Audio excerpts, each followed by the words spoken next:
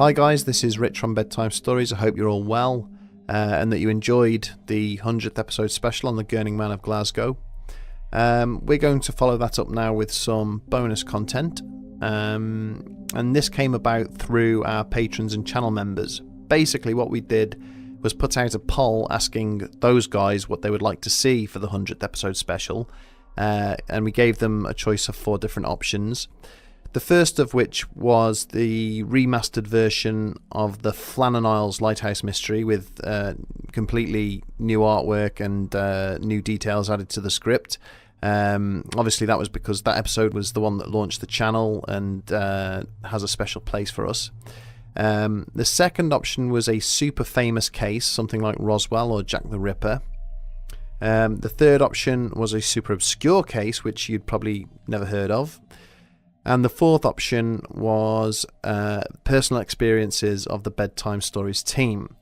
Now obviously the third option won, but we were always a bit concerned about that because how do you hype up something that nobody knows about? How do you make something special out of that? So what we did instead was decide to do the 2 most popular options. And unfortunately, or fortunately, however you look at it, option 4 was the second most popular. So we're going to be sharing some of our experiences with you. This particular episode is just going to focus on me, the narrator, and we'll probably do Simon for another milestone and Mikey for another milestone after that. But that all depends on your feedback. If you don't like it, then we'll take that on board and we probably won't do this again. If you do, then we're open to ideas. So the format of this is going to be slightly different. I don't have a script. I'm completely freestyling. I'm sitting here in the dark, sipping a beer, just relating the stories as they come to me. Mikey will still illustrate the stories in the same way that he always does. But because this is completely off the bat, there probably will be a lack of subtitles, unfortunately. Before we get going, I'd just like to say that I myself err on the side of skepticism when it comes to the stories that we present. I'm always looking for the more rational sort of explanation, but at the same time, because of certain experiences I've had in my life, there haven't been many, but from what I have experienced, my mind remains open to alternate possibilities. So yeah, without further ado, let's get going.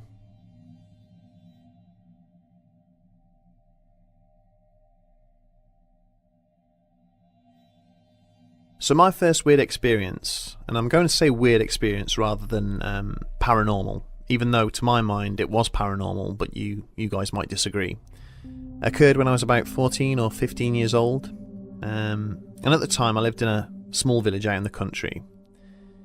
Now when I was much younger, living out in the sticks was this great adventure. You know, there was endless fields that you could go off and explore, or you know, you could go into the woods and play army with your mates and stuff. But by my mid-teens, that kind of horseplay had become a little dull, as you can imagine. You want to do more grown-up kind of things. And the only thing for kids my age to do was really to go around to a friend's house and play video games. And it was on just such an occasion that I had this particular experience. Now, I should preface this by saying that this is actually my friend's story. Well, at least the wider experience is, but I witnessed a very small part of it. And it occurred as I was going around to call for him, as we did in those days before mobile phones. We just used to cold call. It's not like today where you phone them up and see if it's okay to meet up. You know, it was just what we did.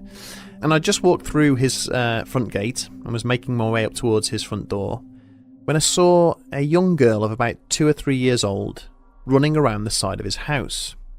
Didn't think anything of it at the time because he's the eldest of 7 children, big family, so I just assumed it was his youngest sister.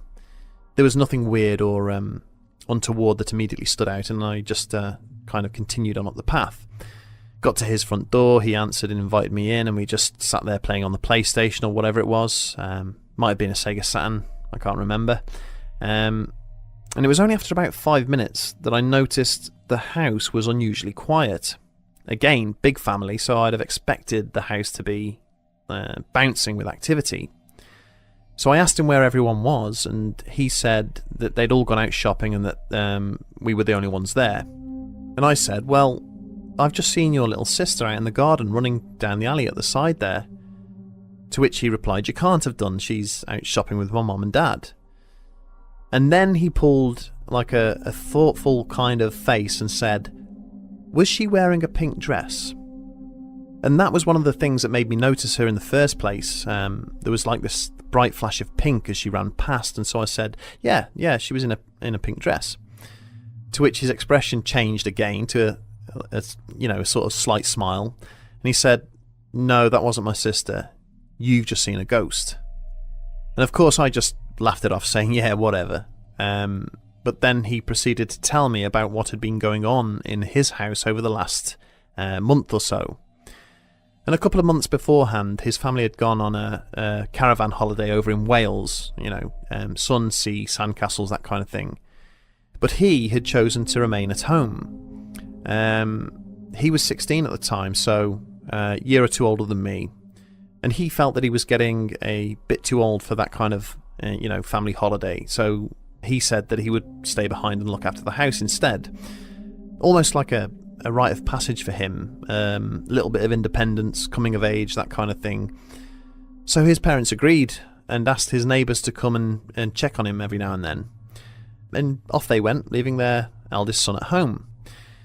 Now, they were supposed to have been gone for 2 weeks, if I remember correctly. But they ended up coming back after only 4 days.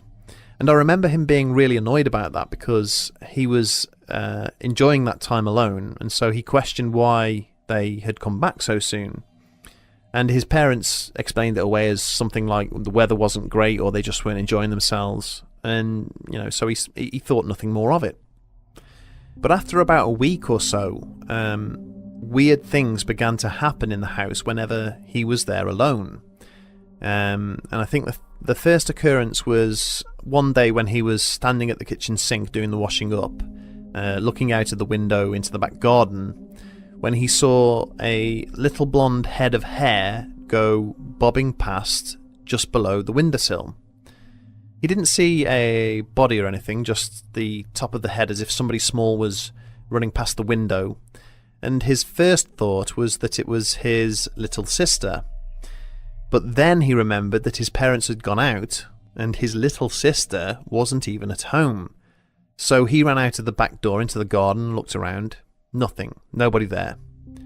Obviously he thought it was strange and just kind of put it down to his imagination. But then other strange things began to happen. For instance, he'd be watching TV, again in the house alone, and he would hear the pitter-patter of little feet running about in the upstairs hallway or in the bedrooms, and he would get to the bottom of the stairwell just in time to see this kind of tail end of a pink dress disappearing around the corner of the wall on the top step, as if someone had run past and he'd just missed them, kind of thing. Other times he'd be doing some chore or relaxing, and he would suddenly get the feeling that he was being watched. And he would turn just in time to see a blonde head of hair disappearing around the doorframe, as if, somebody had been peeping their head around watching him, and as he had turned, they'd kind of pulled back.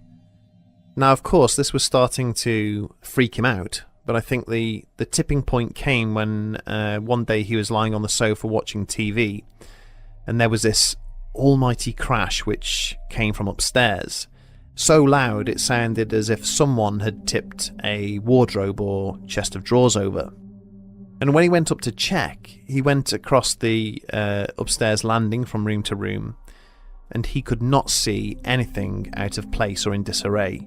Certainly nothing which might have caused such a commotion. And as he was checking the last room, he apparently heard the sound of a little girl giggling inside the wardrobe, and when he opened it up, there was nobody inside. This frightened him so much that he ran downstairs, out of his front door, and then sat in the front garden until his parents came home. And when they did, he grabbed his mom and told her what had been going on in the house, and that he knew something had happened on that holiday, which was the real reason they had come back, and he demanded to know what the hell was going on. So he kind of sussed the connection between the two things based on the timings, And after some prying, his mum eventually told him that on the first night in the caravan, she had awoken to find a little girl in a pink dress sitting on the end of their bed, who she thought was their youngest daughter. But as she had reached out to grab her, this little girl had vanished right in front of her eyes, just like faded away into nothing. And she'd initially put this down to a kind of waking dream. Those instances where you wake up and you're still able to see the visual aspect of whatever you were dreaming of. But as the holiday continued, their children began to talk about a young girl in a pink dress who was coming into their bedrooms at night and waking them up by giggling or tapping them and running away. And they described her as having a completely blank face with no eyes, nose or mouth. And they said that she was frightening them. And so that's why they decided to come home early. But not before my friend's mom had made a complaint to the campsite owner, who said that some years before, a little girl had drowned in the stream which ran behind the caravan about 30 feet away. And my friend believed that this little girl had followed his family home and then somehow attached herself to him. Now, I know some of you are probably listening to this and thinking it sounds like nonsense, and I wouldn't blame you if you did. But personally, I believe my friend's story because, first of all, I've known him for most of my life, since I was about 9 years old, and I can tell when he's pulling my leg. Not only that, his mom had corroborated the story, pretty much word for word, regarding what had happened in the caravan, and she also told us about other things that had been happening in the house which she herself had witnessed. And then finally, I know that I saw that little girl with my very own eyes. Is it possible she was some random child from another household trespassing in my friend's garden? Absolutely. Of course it is, which is why I labelled this as weird rather than paranormal. But for me, that seems unlikely, given that the rear of their property was well secured with high fences, and I feel it was just a little too coincidental for my friend to have described this girl before I had even told him anything about her. My second weird experience occurred a few years later when I was about 18, and by this time my family had moved out of the country and into the suburbs of the town where I still reside to this day. And I just want to say this experience wasn't really creepy. If anything, I thought it was kind of cool. Now, the town where I live is what's known as a new town, as we call them in the UK. And what that means is that it's basically just a collection of smaller towns and villages all banded together under one unitary authority. This creates a weird kind of setting where you have vast swaths of rural land with centres of population dotted throughout all over the place, all surrounding one main town centre. Now, there's a footpath which stretches about 14 miles from the north end of the town to the south, and it links many of these populated areas, which was a godsend to me back in the days before I got my licence, because I used to cycle everywhere and I could get anywhere in the town within like an hour or so. And I was using this path back in the summer of 2000 on my way back from the town centre after having met up with some friends, and I was just nearing the estate where I lived when I saw a group of people standing on the path in front of me.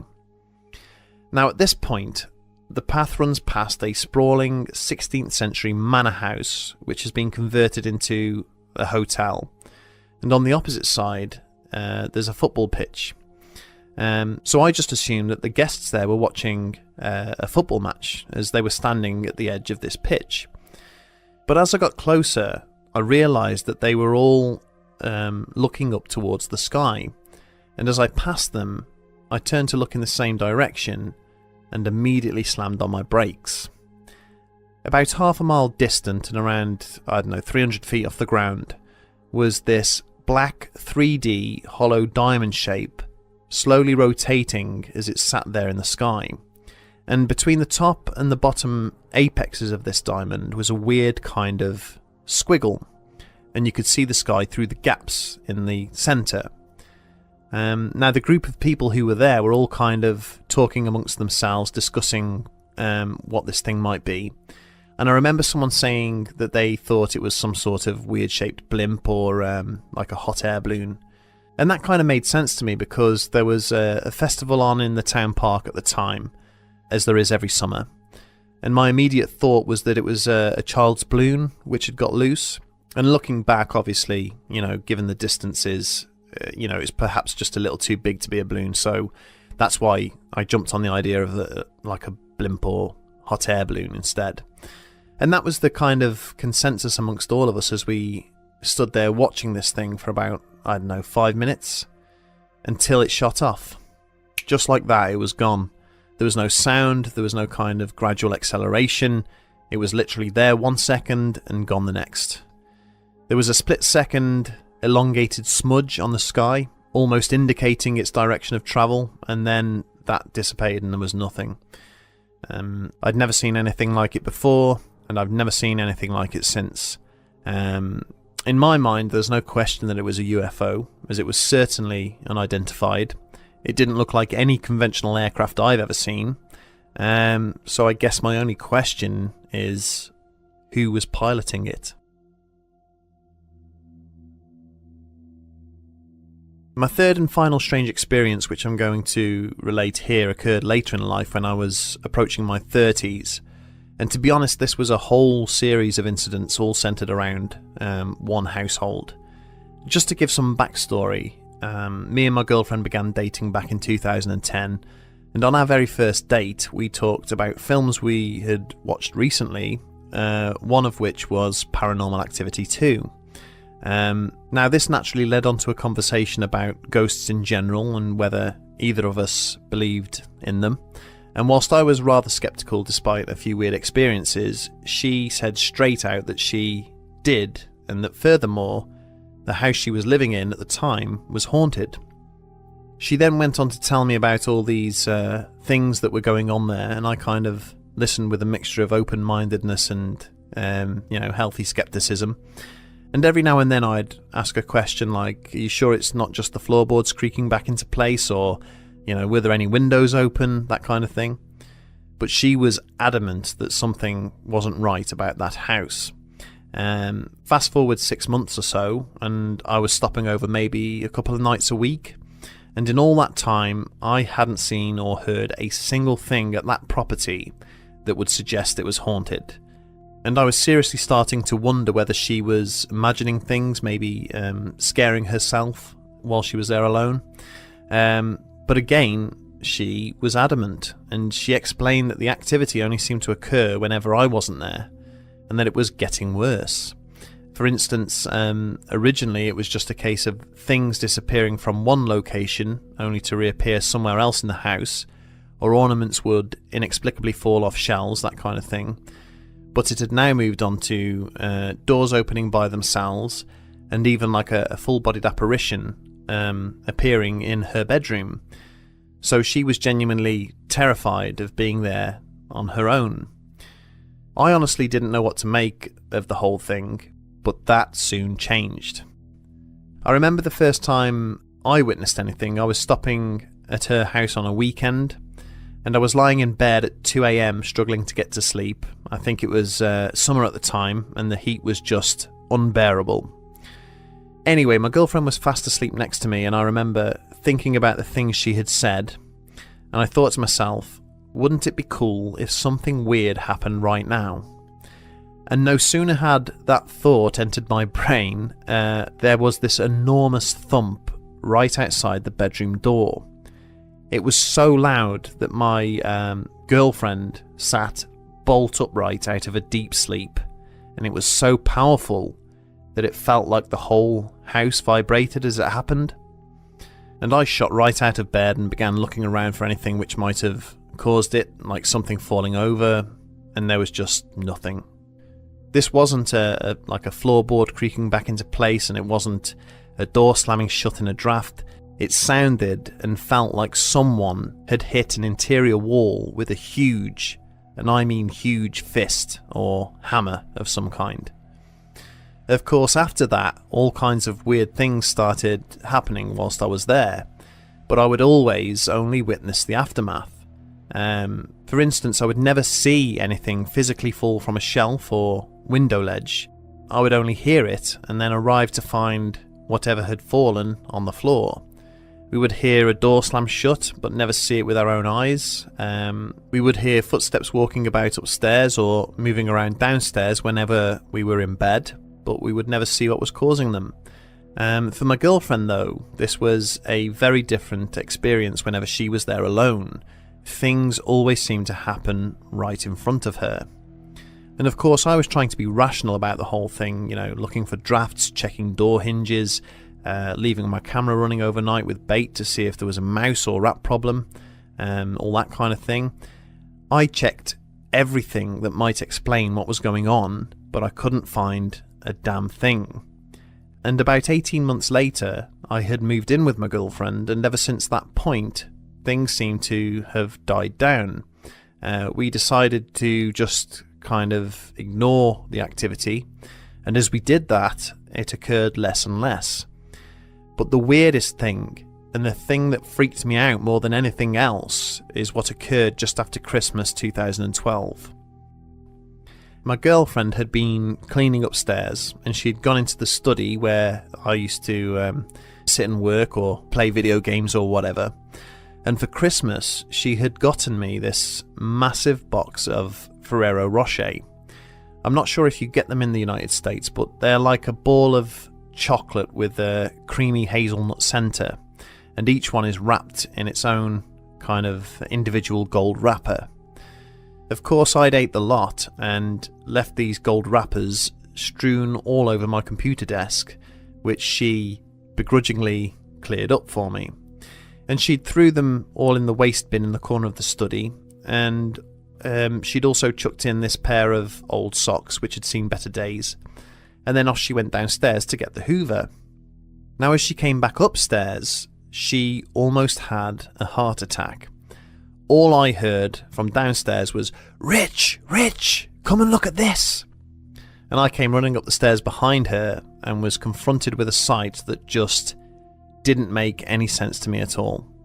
Sitting on the top step in a very precise pyramid formation were all of these Ferrero Rocher wrappers, and balanced on top of them, standing upright, was this old pair of socks. The socks were barely touching the tip of this pyramid shape and were balanced in such a way that it was, physically impossible. They should have been tipping over one way or the other, but instead it looked like they were just being held there by like an invisible hand. Of course, me being me, I reached out to touch it, and before my fingertips even reached the socks, I got this kind of static shock, and the whole thing just crumbled. The socks fell, all the foil wrappers lost their rigidity, and it just kind of collapsed into this messy pile. And that was one of the last weird things that occurred in that house. We lived there for another 6 years, and the activity just kind of dissipated, died away. Didn't experience anything for the last, 4 or 5 years. Now, do I think the house was haunted? Actually, no. But my reasoning for this is as pseudoscientific as any paranormal research, really. And the reason I say that is because when my girlfriend was about 19 years old, she sustained quite a nasty head injury, which caused her to suffer from seizures afterwards. This affliction lasted for about 3 or 4 years, and then the seizures suddenly stopped. However, when I met her in 2010, she was going through quite a stressful time, which was causing lack of sleep, and these seizures began to re-emerge. So whenever she got overtired or felt too stressed, she'd get worse with this condition kind of thing. And this all came on about the same time that the paranormal activity began at her house. And over the next 2 years, as the seizures began to alleviate, so too did the paranormal activity. Now, when researching cases for this channel, I've often heard about a hypothesized connection between alleged poltergeist activity and people who suffer with seizures or high stress levels. And as the theory goes, seizures may manifest some unconscious or dormant kind of telekinesis. And as crazy as that sounds, I do often wonder if this is what was behind the activity, as opposed to, spirits of deceased people simply playing tricks. I mean, which sounds more realistic? Perhaps neither of them, but still, who knows? So yeah, that's me. Those were my experiences, and before I go, I just want to say that everything I've told you in this bonus episode is true. I fully expect that many people won't believe what I've said, and that's perfectly fine. Believe me when I say I've had a harder time convincing myself than other people, even though in the grand scheme of things, I've probably experienced very little compared to others. But it has made me sit back and reflect on the world we inhabit. Sometimes I do feel that perhaps not all is as it seems. So thank you for listening, and thank you for getting us to our 100th episode. We really appreciate your support as always. And let us know in the comments if you'd like to see more videos like this at future milestones, and we'll speak to you soon.